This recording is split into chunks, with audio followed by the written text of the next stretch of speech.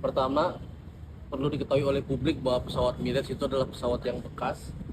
Dibeli pada tahun 90-an, dia dibuat tahun 96-97, kemudian dibeli oleh Qatar, dan pada tahun 2003 dia sudah dijajakan kepada India dan India menolak dengan alasan teknis, kemudian harga yang mahal dan lain sebagainya.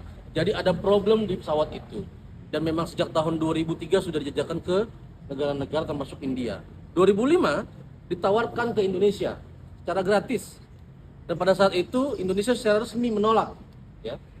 Menolak untuk tidak mengakuisisi Emirates 2000-5 itu. Belasan tahun berselang, kemudian ditawarkan lagi ke Indonesia dengan harga yang sangat fantastis, ya. Kok bisa sesuatu yang sebelum ditawarkan secara gratis itu kemudian ditawarkan kembali dengan harga yang fantastis, kemudian mau dibeli.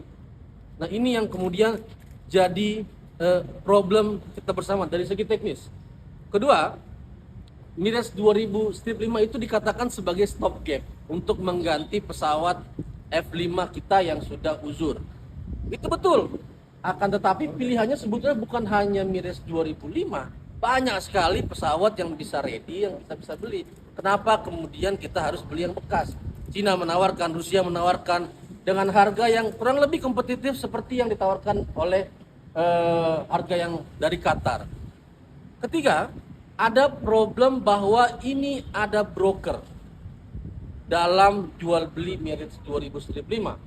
Pertama, ada keterlibatan orang yang disebut-sebut sebagai rekan dekat dari Prabowo Subianto. Namanya Habib Bukharoba. Habib Bukharoba adalah CEO dari E-System Solution.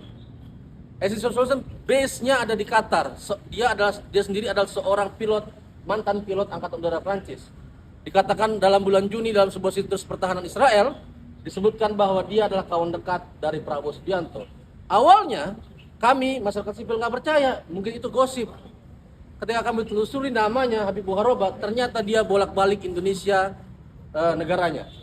Pada sekitar bulan Januari 2022, dia datang mengisi sebuah seminar di Universitas Pertahanan, sebuah universitas di bawah Kementerian Pertahanan.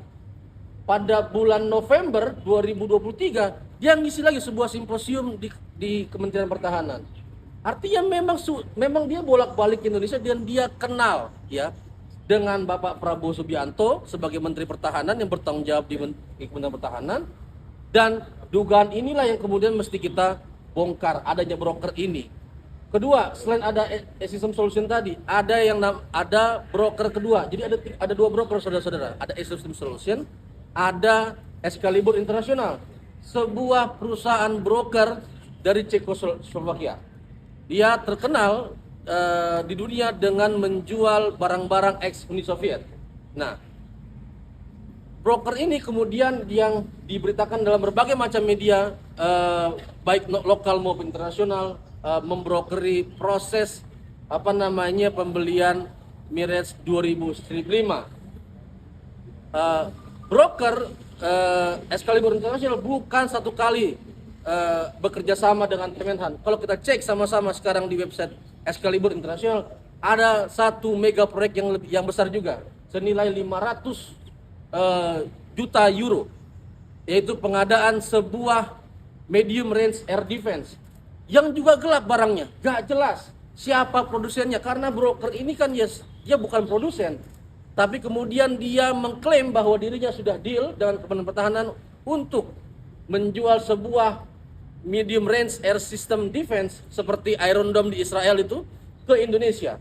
Nah, ini yang mesti kita tenggarai. Selain itu, teman-teman, kami juga menelusuri bahwa Excalibur International ini juga, ya, menjual senjata-senjata laras panjang dan laras pendek ke Indonesia. Ini sungguh menyakitkan di tengah pindad dan lembaga dan industri pertahanan lokal kita yang kembang kempis.